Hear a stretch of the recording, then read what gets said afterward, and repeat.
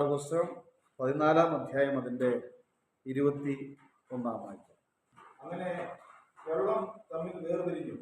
Israel മക്കൾ കടലിന്റെ തമ്മിൽ ഉണങ്ങിയ നെൽപ്പുകളിൽ നടന്നു. മതി. അത്ഭുതങ്ങളുടെ പ്രവർത്തികൾ കണ്ട് സന്തോഷിച്ച ഇസ്രായേൽ മക്കളെ കുറിച്ച് നമുക്ക് ഈ വചനത്തിൽ കാണുവാനിടയായിരിക്കുകയാണ്. എന്നാൽ വചനത്തിൻ്റെ പ്രാധാന്യത നമ്മൾ മനസ്സിലാക്കുമ്പോൾ മോശെ എന്ന ദൈവപുരുഷനിലൂടെയാണ് ഇസ്രായേൽ മക്കൾ യാത്ര ചെയ്തുകൊണ്ടിരിക്കുന്നത്. കടന്നു വന്ന മേഖലകളിൽ ആരംഭം വളരെ അനുഗ്രഹമായി മാറി.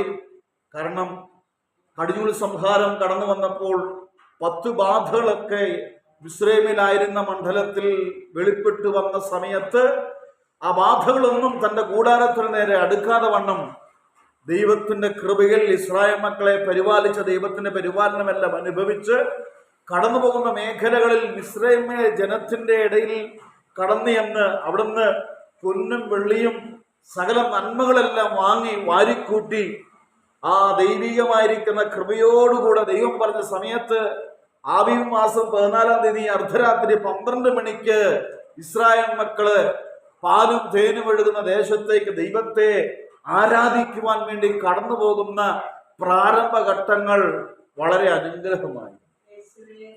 സ്തോത്രം.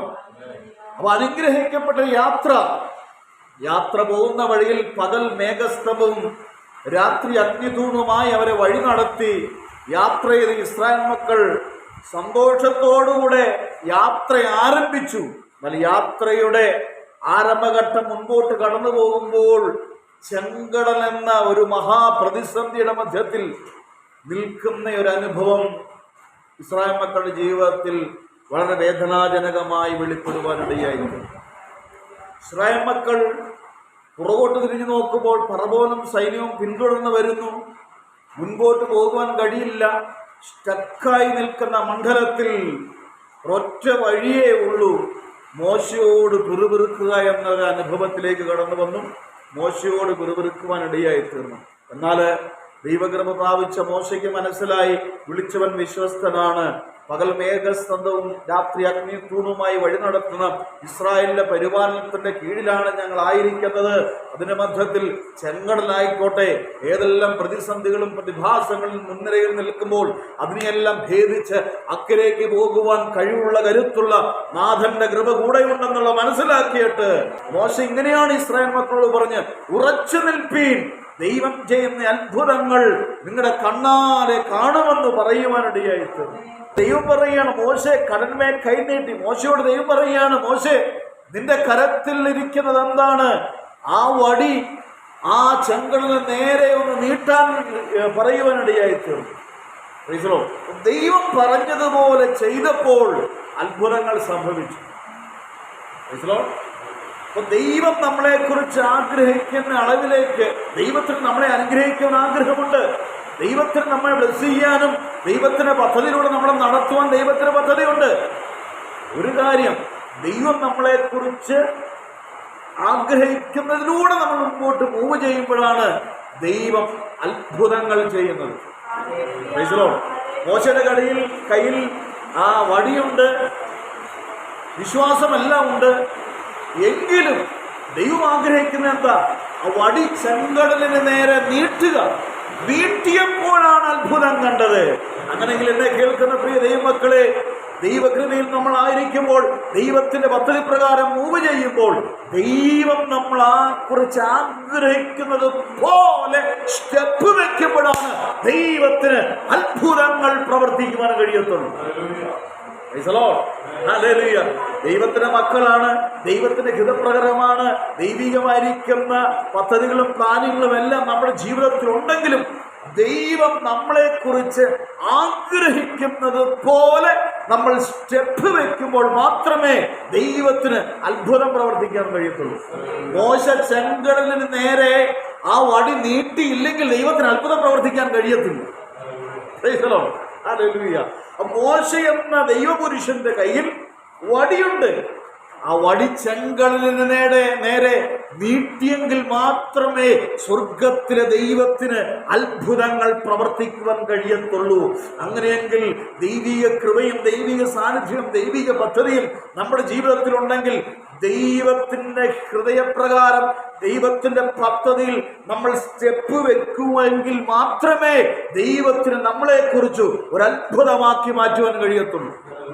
14:27 വായിക്കുമ്പോൾ ഇങ്ങനെ കാണുകയാണ്, മോശ കടലിന്മേ കൈനീട്ടി, പുലർച്ചയ്ക്ക് കടൽ അതിൻ്റെ സ്ഥിതിയിലേക്ക് മടങ്ങി വന്നു. മിസ്രൈമ്യർ അതിന് എതിരായി ഓടി. യഹോവ മിസ്രൈമ്യരുടെ കടലിൽ നടുവിൽ തള്ളിയിട്ടു. വെള്ളം മടങ്ങി വന്നു അവിടെ പിന്നാലെ കടലിലേക്ക് ചെന്നിരുന്ന രഥങ്ങളെയും കുതിരകളെയും ഫറവോന്റെ സൈന്യത്തെയും എല്ലാം മുക്കിക്കളഞ്ഞു. ഹല്ലേലൂയ.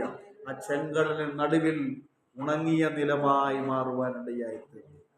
ചെങ്കടല് ചെളി പിടിച്ച് കിടക്കുന്ന ചെങ്കടലിനുള്ളിൽ അത് ഉണങ്ങിയ നിലമായി മാറണമെങ്കിൽ ദൈവത്തിനൊരു സെക്കൻഡ് മതി നമ്മുടെ ജീവിതത്തിൽ അത്ഭുതങ്ങൾ സംഭവിക്കുക. നമുക്കറിയാം, ഈ മഴക്കാലമായിട്ട് ഒരു ഡ്രസ്സ് അലക്കിയിട്ടിട്ട് ഉണങ്ങാൻ എത്ര നേരം പിടിക്കുമല്ലേ?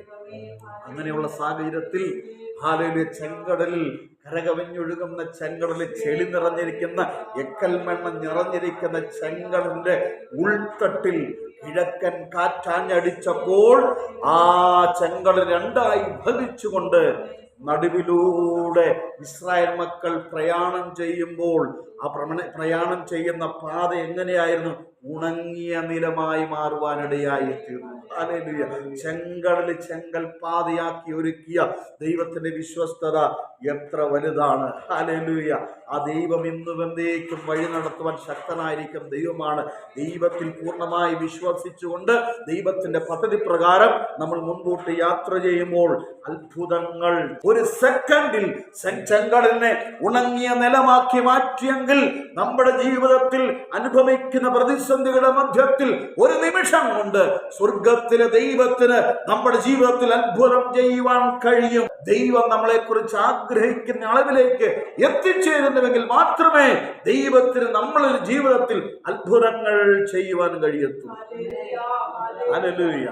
നെഹെമ്യാവിന്റെ പുസ്തകം 9:11 പറയുക, കടലിന് നടുവിൽ ഉണങ്ങിയ നിലത്തുകൂടി കടന്നു. ഹല്ലേലൂയ.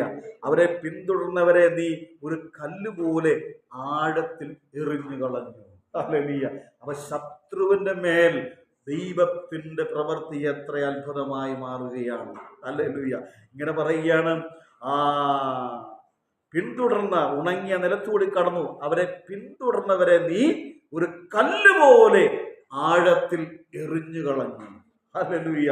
ഇസ്രായേൽ മക്കൾക്ക് മോശയ്ക്കും വിരോധമായി ഫറവോൻ പിന്തുടർന്ന് രഥങ്ങളുമായി യുദ്ധസന്നാഹത്തോടുകൂടെ കടന്നു വന്ന ആ രഥങ്ങളെയും ആ ഫറവോനെയും ചെങ്കടലിൽ ഒരു കല്ല് ഒരു ആഴത്തിലേക്ക് എറിഞ്ഞു കളയുന്നത് പോലെ, ഒരു നദിയിലേക്ക് കല്ലെറിഞ്ഞ് കളയുന്നത് പോലെ മിസ്രൈമ്യരെ ആ ചെങ്കടലിൽ തള്ളിയിട്ട ആ ദൈവത്തിന്റെ വിശ്വസ്തത എത്ര വലുതാണ്. ഹല്ലേലൂയ. ദൈവമക്കൾക്ക് വിരോധമായി, ദൈവദാസന് വിരോധമായി, ദൈവിക പദ്ധതിക്ക് വിരോധമായി പിന്തുടർന്ന് ഇല്ലാതാക്കുവാൻ പദ്ധതിയിടുന്ന സകല ഇരുട്ടിന്റെ വ്യാപാരത്തിന്റെ മണ്ഡലങ്ങളെയും കൈകാര്യം ചെയ്യുവാൻ എന്റെ ദൈവത്തിന് കഴിയും. ഹല്ലേലൂയ. ദൈവത്തിൽ പൂർണ്ണ വിശ്വാസത്തോടുകൂടെ ദൈവാശ്രയത്തോട് മുന്നോട്ട് മൂവ് ചെയ്യുമ്പോൾ ദൈവത്തിന് വിരോധമായി, ദൈവമക്കൾക്ക് വിരോധമായി, ദൈവസഭയ്ക്ക് വിരോധമായി വ്യാപരിക്കുന്ന അന്ധകാര മണ്ഡലങ്ങളെ ദൂരീകരിക്കത്തക്കവണ്ണം ദൈവത്തിന്റെ പ്രവൃത്തി നമ്മുടെ ജീവിതത്തിൽ വെളിപ്പെടുത്തുവാൻ ദൈവത്തിന് കഴിയും. ഒരു കാര്യം, ദൈവം നമ്മളെ ആഗ്രഹിക്കുന്ന അളവിലേക്ക് എത്തിച്ചേരുന്നുവെങ്കിൽ ദൈവം അത്ഭുതം പ്രവർത്തിക്കാൻ ശക്തനായിരിക്കുന്ന ദൈവമാണ്. ഹല്ലേലൂയ. പലപ്പോഴും നമ്മുടെ ജീവിതത്തിൽ ദൈവം ആഗ്രഹിക്കുന്ന അളവിലേക്ക് എത്തിച്ചേരുവാൻ കഴിയാത്തത് കൊണ്ട് അനേക പരാജയങ്ങളോടെ കടന്നുപോയിക്കൊണ്ടിരിക്കുകയാണ്. ഹല്ലേലൂയ. നമ്മുടെ നേരവും കാലവും സമയവും സന്ദർഭങ്ങളും ഒക്കെ നോക്കുമ്പോൾ നമുക്ക് പ്രാർത്ഥിക്കുവാനോ ആരാധിക്കുവാനോ സമയവും സന്ദർഭവും ലഭിക്കാതെ വരുമ്പോൾ ശത്രു നമ്മുടെ ജീവിതത്തിൽ അധീനനായി മാറിക്കൊണ്ടിരിക്കുകയാണ്. ഇവിടെ മോശയെ ഒറ്റ കാര്യം ഇസ്രായേൽ മക്കളോട് പറഞ്ഞതുള്ളൂ. ആ പ്രതിസന്ധിയുടെ മധ്യത്തിൽ ജനം നിലവിളിച്ചു. ജനം നിലവിളിച്ചിട്ട് പറയുക, പിന്നാലെ ഫറവോന്റെ സൈന്യങ്ങൾ കടന്നു വരുന്നു. ഞങ്ങളെ ഈ മരുഭൂമിയിൽ കൊല്ലാൻ കൊണ്ടുവന്നതാണോ? ഞങ്ങൾക്ക് മിസ്രൈമിൽ ശവക്കല്ലറ ഇല്ലാഞ്ഞിട്ടാണോ, ശവക്കുഴി ഇല്ലാഞ്ഞിട്ടാണോ എന്ന് പറഞ്ഞ് പരിഭവങ്ങളും മക്കൾ ഒന്നടങ്കമായി മോശയ്ക്കെതിരായി പ്രവർത്തിച്ചപ്പോൾ മോശ പറയുക, ഭയപ്പെടേണ്ട മക്കളെ. ഹല്ലേലൂയ.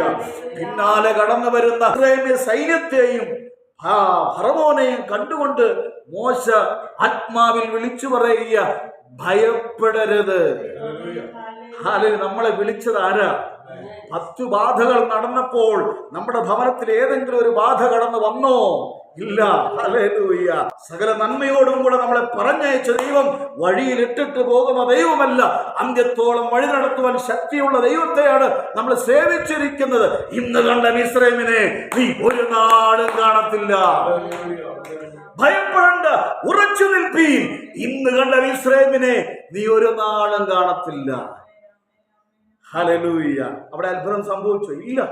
മോശയോട് ദൈവം പറയുകയാണ്, നിന്റെ കരത്തിലിരിക്കുന്ന വടി നീട്ട്. വടി നീട്ടുമെങ്കിൽ മാത്രമേ എനിക്ക് അത്ഭുതം പ്രവർത്തിക്കാൻ കഴിയത്തുള്ളൂ. കേൾക്കുന്ന പ്രിയ മക്കളെ, വ്യക്തിപരമായി നമ്മളുടെ ജീവിതം നമ്മൾ തന്നെ ഒരു അത്ഭുതമാണ്. നമ്മൾ ദൈവകരങ്ങളിലേക്ക് ഏൽപ്പിച്ചു കൊടുത്തുകൊണ്ട് നമ്മളെ തന്നെ ദൈവത്തിന്റെ പദ്ധതിക്ക് വേണ്ടി ഹല്ലേലൂയ സമർപ്പിക്കുമ്പോഴാണ് ദൈവത്തിന് നമ്മുടെ ജീവിതത്തിൽ അത്ഭുതം ചെയ്യുവാൻ കഴിയത്തുള്ളൂ. ഹല്ലേലൂയ. അത്ഭുതം എന്ന് പറയുന്നത്, ദൈവത്തിന്റെ അത്ഭുതം എന്ന് പറയുന്നത് നമ്മൾ ചിന്തിക്കുവാൻ പോലും കഴിയത്തില്ല. ഒരു കണ്ണ് കണ്ടിട്ടില്ല, കാത് കേട്ടിട്ടില്ല, ആരുടെ ഹൃദയത്തിൽ തോന്നാത്ത അളവിൽ ദൈവത്തിന് പ്രവർത്തിക്കുവാൻ കഴിയും. ഹല്ലേലൂയ. ഒരൊറ്റ കിഴക്കൻ കാറ്റാഞ്ഞടിച്ചപ്പോൾ ചെങ്കടൽ 2ആയി വിഭജിച്ചു. നടുവിലൂടെ കടന്നുപോയപ്പോൾ ചെങ്കടലിനെ ഉണങ്ങിയ നിലമാക്കി മാറ്റിയെങ്കിൽ, ഹല്ലേലൂയ, നമ്മുടെ ജീവിതത്തിൽ നാളുകളായി അനുഭവിക്കുന്ന പ്രതിസന്ധിയുടെ മധ്യത്തിൽ ഒരൊറ്റ നിമിഷം കൊണ്ട് ദൈവത്തിന് അത്ഭുതങ്ങൾ ചെയ്യുവാൻ കഴിയും.